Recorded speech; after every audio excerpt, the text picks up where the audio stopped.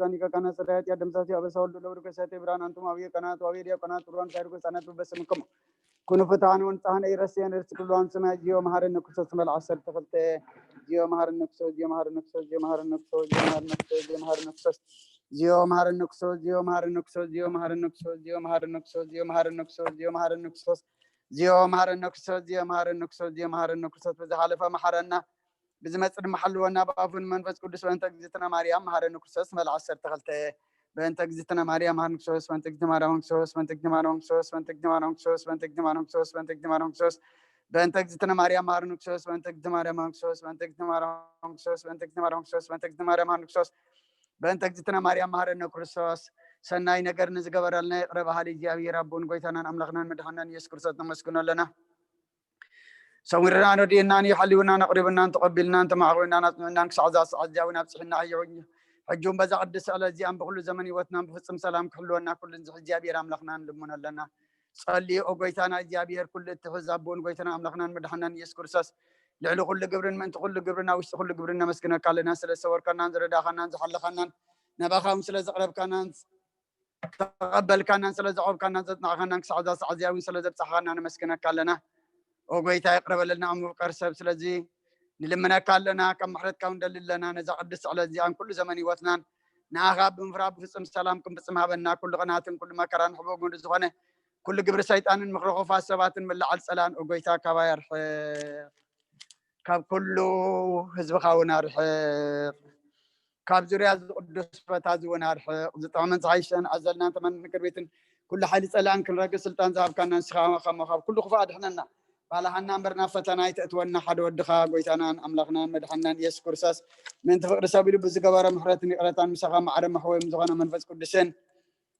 مسغانا كبرن صنعاتن بوزل لك علم كل ساعه نزل عالم عالم امين واملاك مسالخا محرني كمتي عبير انا غا بساي دمسس كابا بساي صبيك حسبن كاب حطيتي وناطرين انا بساي فلط اللهم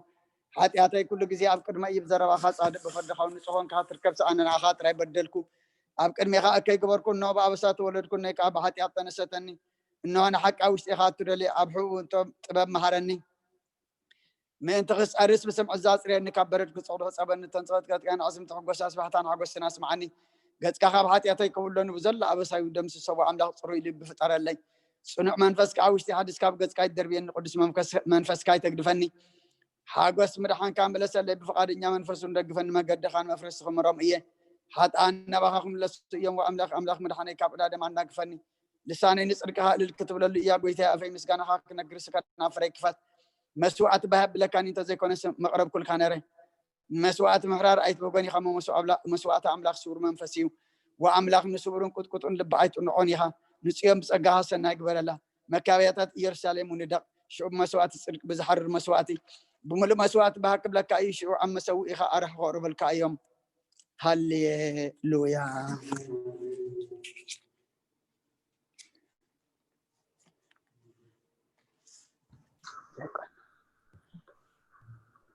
إذا ساعات دي من بارسقا قويتا يسكر ساسا مقابرن نفس أمتا ساعات معلتن إياكم ونقاس أمثال موت سلازغونات كم موداتا قزي عد مسبت قدسار قد من نفس وكف صلاة ساعتات نايزة وتر صلاة يبتصح صلاة قزي دقاس نكرسوس نقصين أملاخين مسقانا قرب اللو حاتياتي نخحاد قال لي كائل منه عد اللي وديك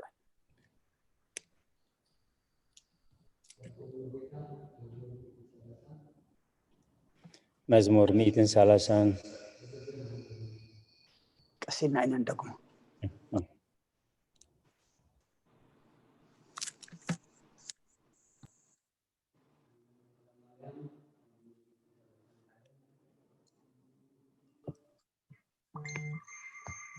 هيوت مزمور 130 كلتان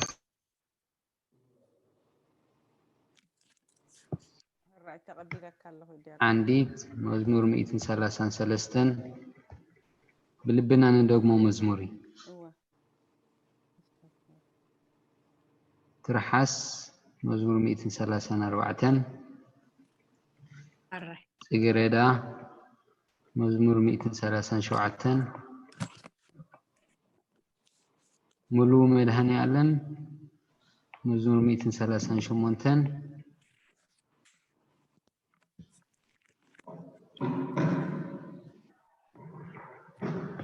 دكتور صقاب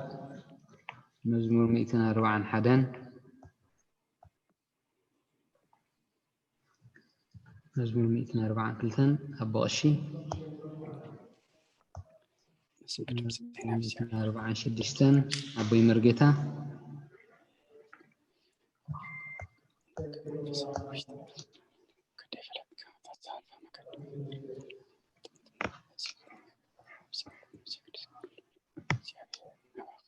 مزمور 147 تخلى مريم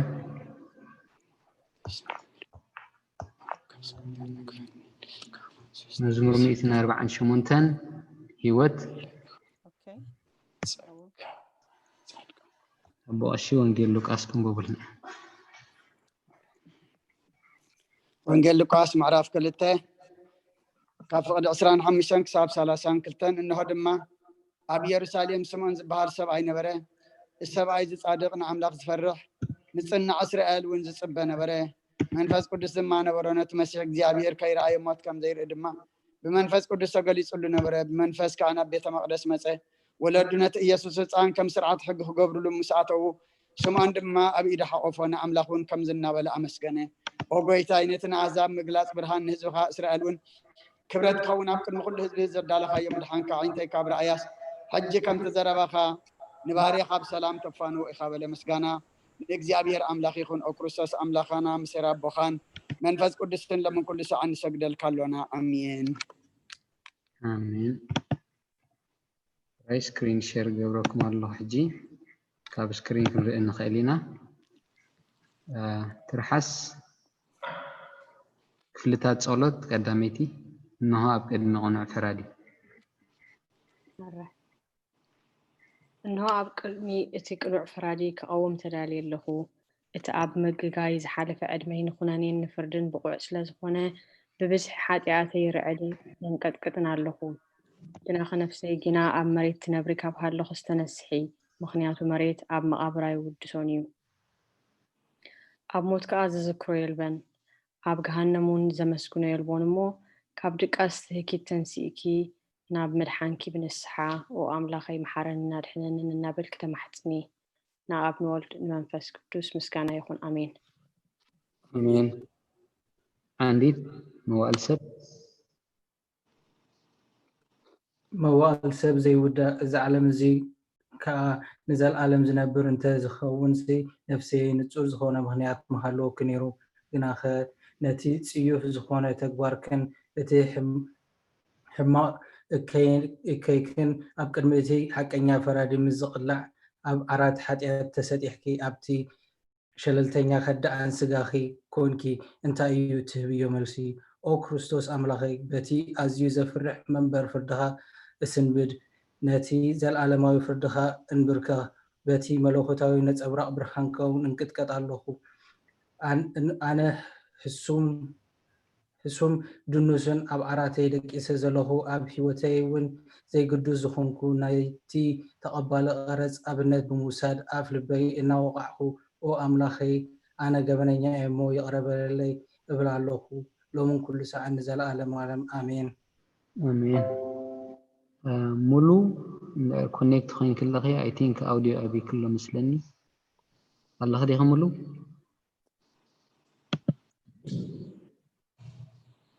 اوكي مو محرتن ببلنا كون نصيحت دنقل حرة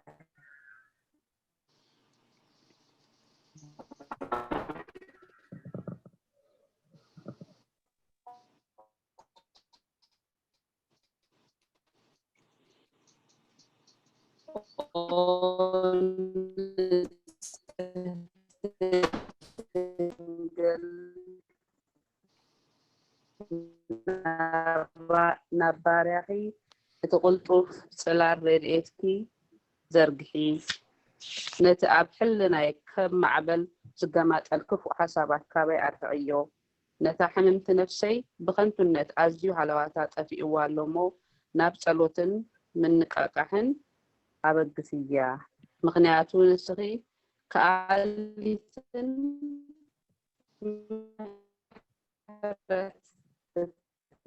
من عليك أدنيكي ዓደ ፈልፋሊ ህይወት ንጉሰይን አምላኬን ጎይታ ኢየሱስ ክርስቶስ ተስፋ ኢኺ አሜን ጎይታ በዛ ለይቲ እዚኣ መዓዛ ተንብብልና ዶ ጎይታ በዛ ለይቲ እዚኣ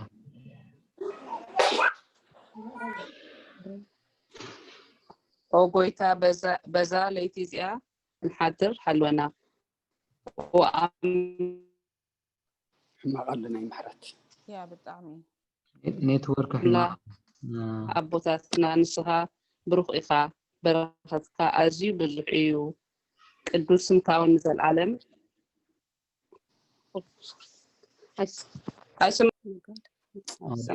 خليت نخلق نبوينا ما قال محرت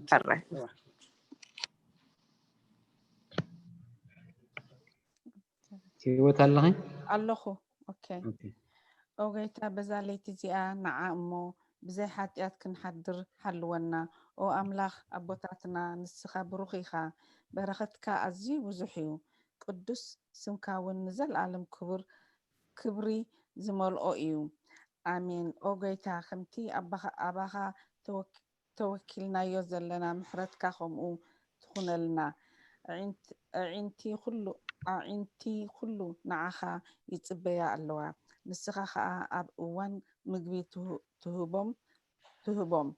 ኦ ኣምላኽና መድሃኒና ኦ ተስፋ ኩሉ ወስናት ምድሪ ስምዓና ኦ ጎይታ ንስኻ ኢኻ ካብዛ ዓለት እዚኣ ንዘለዓለም ተድሕነናን ተዕቁበናን አሜን ኦ ጎይታ ብሩኽ ኢኻ እሞ ፍርድኻ መሓረኒ ኦ ጎይታ ሓቅነትካ ብሩኽ ኢኻ እሞ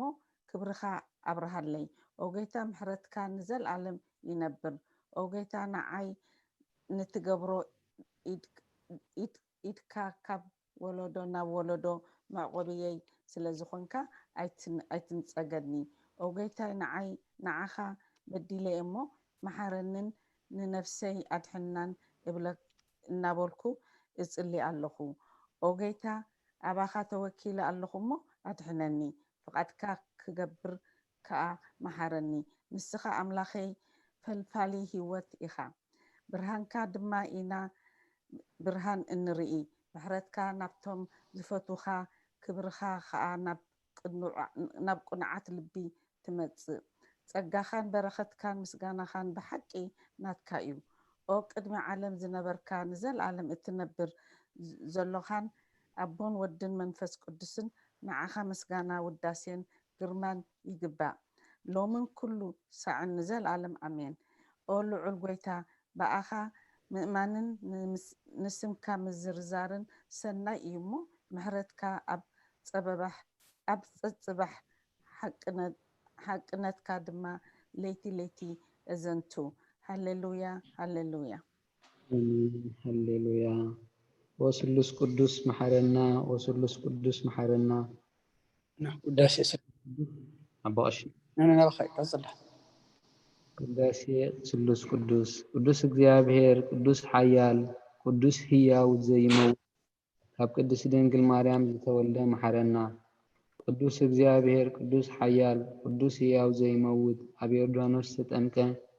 ኣብ ልዕሊ ዕፀ መስቀል ምእንታና ዝተሰቕለ መሐረና ቅዱስ እግዚአብሔር ኃያል ቅዱስ ሕያው ዘይመውት ኣብ ሳልሳይ መዓልቲ ካብ ሙታን ዝተንስአ ብምስጋና ናብ ሰማያት ዝዓረገ ኣብ የማን ኣቡኡ ዝተቐመጠ እነሆ ሕያዋንን ሙታንን ክፈርድ ከም ብሓድሽ ክመጽእ እዩ ኦ ጎይታ መሐረና ምስጋና ንኣቦን ንወድን ንመንፈስ ቅዱስን ሎምን ኩሉ ሰዓን ንዘለዓለም ዓለም ኣሜን በይመርጌታ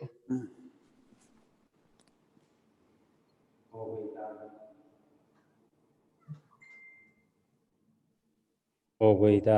ሓጢኣትና ሕደገልና ኦ ጎይታ በደልና ይተሰብስበልና ኦ ጎይታ ኣበሳና ይቕረበለልና ኦ ጎይታ ንሕሙማት ህዝብኻ ብፀሓዮም እሞ ምእንቲ ቅዱስ ስምካ ኢልካ ፈውሶም ወጎይታ ነቶም ዝሞቱ ቦታትና ናዴታትና ናሕዋትና ናሓትናን ከዓ ነፍሶም ዓርፍ ካብ ሓጢአት ንጹህ ዝኾንካ ጎይታ መሓረና ካብ ሓጢአት ንጹህ ዝኾንካ ጎይታ ርድአና ልማናኖ ከዓ ተቐበለልና ክብርን ምስጋናን ብፍጹም መዓር ቅድስና ንዓኻ ይግባእ አሜን ጎይታ መሓረና ጎይታ መሓረና ጎይታ ባርከና ከም ዝናበልና ከነመስግን ብቕዓት ግበረና ሓቢርና ብሰማያት ትነብር ኣቦና ሰማያት ትነብር ኣቦና ስምካ ይቀደስ መንግስትኻ ትምጻእ ፈቃድካ ኣብ ሰማይ ከምኡ ድማ ምድሪ ይኹን ዕለት እንጀራና ለማህበና ሕናን ዝበደሉና በደሎም ከም ዝሓደግናሎም በደልና ንእውሳና እንደገልና ካብ ክፉእ ኣድሕነና እምበር ኣብ ፈተና ይተእትወና መንግስትን ሓይልን ክብርን ንዘለዓለም ናትካ እዩ ኣሜን እግዝእትየ ማርያም ብናይ ቅዱስ ገብርኤል መልአክ ሰላምታ ሰላም ለክልኹ ብሕልና ድንግል ኢኺ ስጋኹ ድንግል ኢኺ ኣደ እግዚአብሔር ፀባኦት ጎይታ ሰራዊት ሰላም ለክልኹ ንስኺ ካብ ኣንስቲ ብርክቲ ኢኺ ፍረ ከርስኹም ብሩኽ እዮም ተጸጋ እግዚአብሔር ምሳኺ እዩ ኦፍስቲ ደስ በልኪ ሓጢአትና ክሰረየልና ነፍሲ ወድኺ ኢየሱስ ክርስቶስ ምእንታና ምሕረት ለምነልና አሜን አሜን ምስጋና ንቅድስት ድንግል ኢየሱ ተንብበልና አላህ ትኾንካ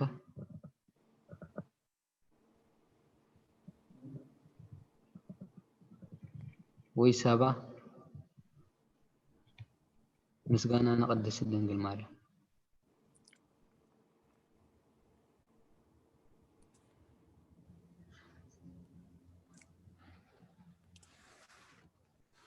ሳባ ላኺ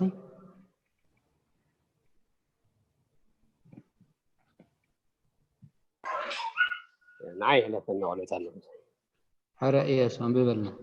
مسجانا نقدس دنجل ماري تاكر سيدي نعي حلفنا أقول تعلم ساي حلفنا أكين سبا 100 جرات تلا عن إياس جميل ولا ولا لو نقول حلفنا نقولكاكو ممكن حرا من ببلنا هي أوكي مسجانا قدست دنجل مريم أو قدستي ملئتي تصقى كل جزية دنجل زخونكي ولادة أملاخ أدق كريستوس سلام نبلكي من انت حتأتنا خحد قلنا نفقر ودخي سألتنا أعرقلنا يسوس كريستوس أملاخنا زولد كلنا قدست دنجل سلام نبلكي نحاتيات نفسنا حديكي كمحرنا نبويتا لمنلنا أو قدست دنجل مريم ولادة أملاخ نزرئي سب منتي أمالدت ናብ ወድኺ ኢየሱስ ክርስቶስ ብሕድገት ሓጢአትና ክጽግወና ለምንልና ኦ ናይ ሓቂ ንግስቲ ድንግል ሰላም ንብለኪ ኦ ንኣማኒኤል ኣምላኽና ዝወለድክልና ክርዓት ዘርኣኽና ሰላምታ ነቕርበልኪ ኦ ድንግል ብጎይታ ኢየሱስ ክርስቶስ ዝተኣመነት ኣማላዲት ሓጢአትና ምእንቲ ከድሕነና ዘክርና آمين. ماما تجردا ما توصلت هما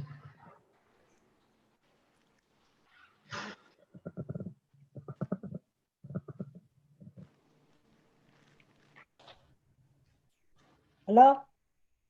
نسمعك كلنا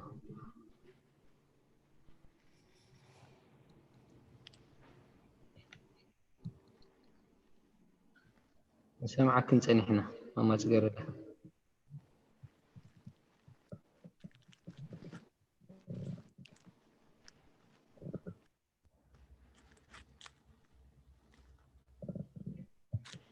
يسمعنا له بقسم له حره او أدى حقنيا برهان نخبركي او قدست دنجل ولاديت أملاخ مدهن عالم سلزولت كنان مزيخ أن نفسنا سلزدحننان نمسكنكي او قويتانان نقصنان مدهانينان إيسوس كريستوس كبرنا عخا يخون نسخان هواريات مقصوم نسمعاتات أخليلو صاركان إلتو نبيت كريستيان صنعات حتى حدقت تب مخانكا بحاد زمولكتو سلوس قدوس نبسل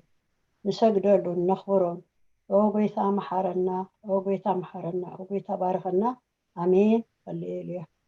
امين ماذا تنببلنا ጸሎት ሃይማኖት